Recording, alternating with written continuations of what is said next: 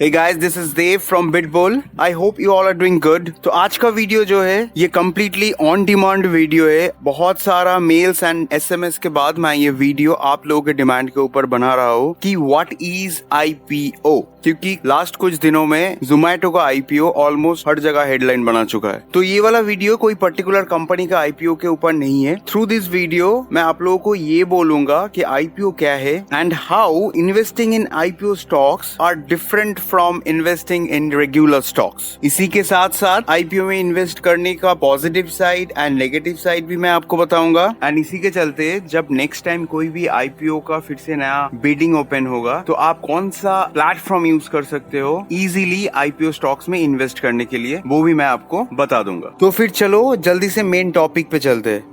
तो पहले ये जान लेते हैं what is IPO, initial public offering. Initial के मतलब फर्स्ट टाइम. सोच लीजिए आप एक कंपनी का मालिक हो and for the very first time आप आपके कंपनी का n number of stocks publicly offer कर रहे हो to raise n number of money आपके खुद के कंपनी के लिए. इसीलिए इसको इनिशियल पब्लिक ऑफरिंग कहते हैं. Now how this IPO different from regular stocks. जैसे कि मैंने आपको बोला ये IPO का स्टॉक्स मार्केट में फर्स्ट टाइम आता है और रेगुलरली हम जो स्टॉक मार्केट में बाय या सेल करते हैं वो स्टॉक्स ऑलरेडी किसी इन्वेस्टर्स के थ्रू पहले से खरीदा हुआ है. उस स्टॉक्स में हम फिर से री इन्वेस्ट करते हैं एज अ सेकेंड पार्टी. इसीलिए IPO रेगुलर स्टॉक से अलग होते हैं. So recently 14th of July में Zomato का IPO बीटिंग स्टार्ट हुआ था and last day 16th of July वो क्लोज भी हो चुका है, लेकिन उसका रिजल्ट अभी तक आउट नहीं हुआ है. नाउ द कैच इज आप अगर IPO में इन्वेस्ट करना चाहते हो वो क्यों अच्छा है एंड कभी कभी वो क्यों प्रॉफिटेबल नहीं होता है in terms of companies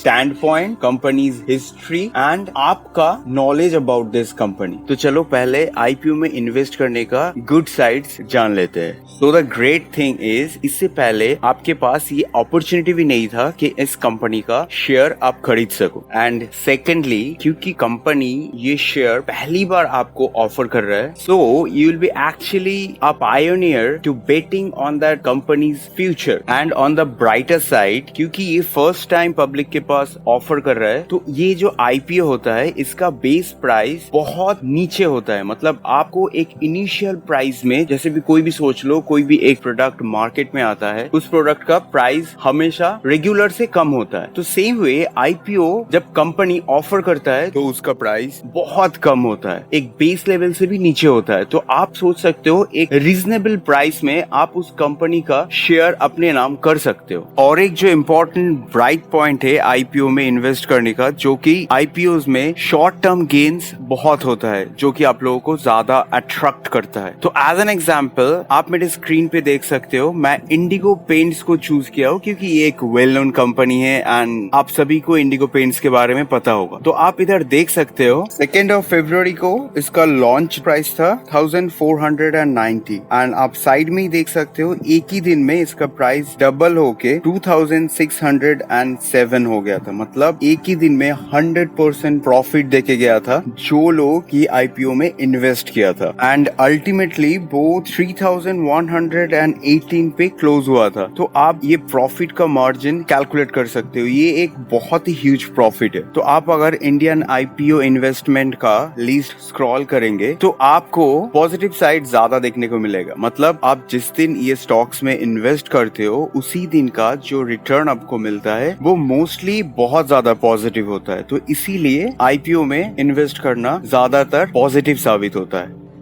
now IPO का डिसएडवांटेज पॉइंट. तो सोच लीजिए IPO एक ऐसा इन्वेस्टमेंट है फर्स्ट टाइम कर रहे हो. इससे पहले कंपनी का फाइनेंशियल डेटा कभी भी मार्केट पे आया नहीं है, स्टॉक मार्केट्स पे भी इसका कोई भी लिस्टेड प्राइस नहीं है. तो आपको इस कंपनी के बारे में ज्यादा कुछ पता भी नहीं चलेगा अगर कंपनी अपना डाटा फुल्ली आपके साथ शेयर नहीं कर रहा है. वो कंपनी अपना फाइनेंशियल डाटा लास्ट 3-4 साल का शेयर किया है, सोच लीजिए 5-6 साल का शेयर नहीं किया है, क्योंकि as a financial investors, you should always go through a company's last 5 years financial data before commit to invest in it. तो वो एक बहुत बड़ा important point है कंपनी का financial data, क्योंकि ये first time list हो रहा है publicly, तो आपके पास वो full data नहीं हो सकता है. अब वो कंपनी के ऊपर रिलाई करता है. कंपनी अगर ओपनली 5 साल का या 6 साल का डाटा प्रोवाइड कर रहा है मार्केट पे, तो ये आपके लिए एक प्लस पॉइंट है. और अगर नहीं कर रहा है, इसके मतलब आप एक ऐसा चीज में इन्वेस्ट करने जा रहे हो जिसका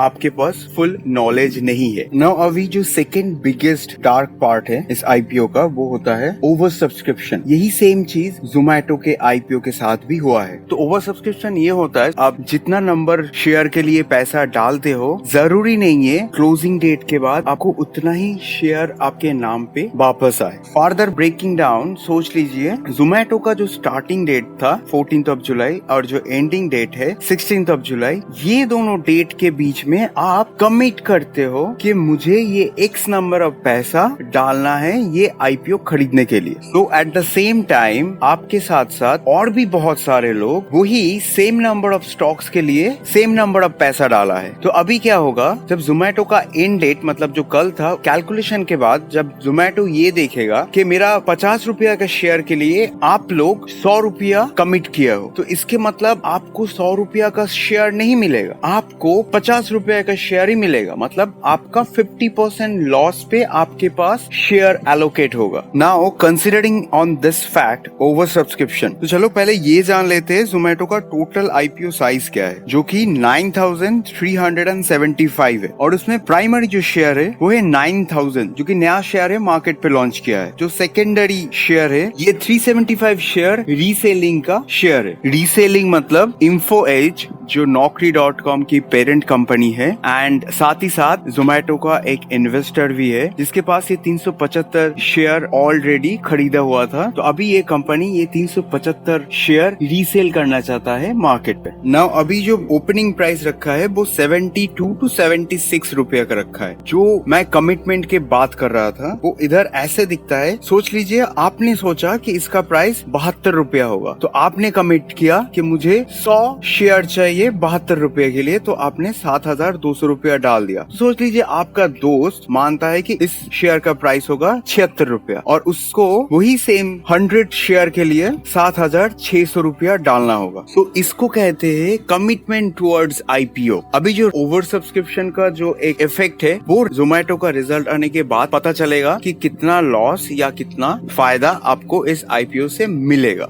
साथ ही साथ ये आईपीओ रिलेटेड मैं आपको एक फ्रेश अपडेट दे देता हूँ. तबाता चिंतन फार्मा एक केमिकल प्लांट है जिसका आईपीओ बीडिंग कल से स्टार्ट हुआ है 16th of July and it will end by 28th of July. इस आईपीओ बीडिंग का जो प्राइस बैंड है 1073 से 1083 रुपीज, एंड इस कंपनी ने 500 करोड़ का शेयर पब्लिक के लिए इश्यू किया है, जिसमें की 225 करोड़ फ्रेश शेयर है and 275 crore for reselling by promoters and shareholders. तो अभी अगर आप ये ऑनगोइंग आईपीओ बीडिंग में पार्ट लेना चाहते हो, आप ज़ीरोधा के थ्रू इस बीडिंग में पार्ट ले सकते हो, क्योंकि ज़ीरोधा एक इंडियन शेयर मार्केट का प्लेटफॉर्म है और आप इजीली इसके थ्रू इस आईपीओ में अपना पार्ट ले सकते हो.